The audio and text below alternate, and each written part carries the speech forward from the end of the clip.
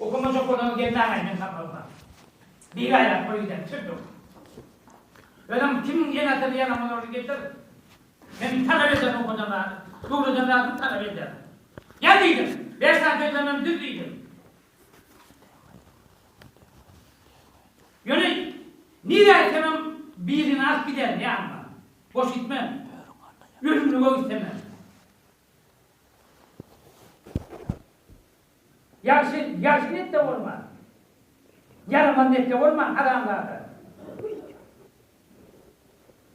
Haydi yine demeler. Beni öyle edilişime cevap verir. Yöne lakkırlama anlatırım. Bazı izleminen kartımı değil. İzleminen kartımının dırgaytaş. Şu an zahme yapacağım kartı. Kim aydı?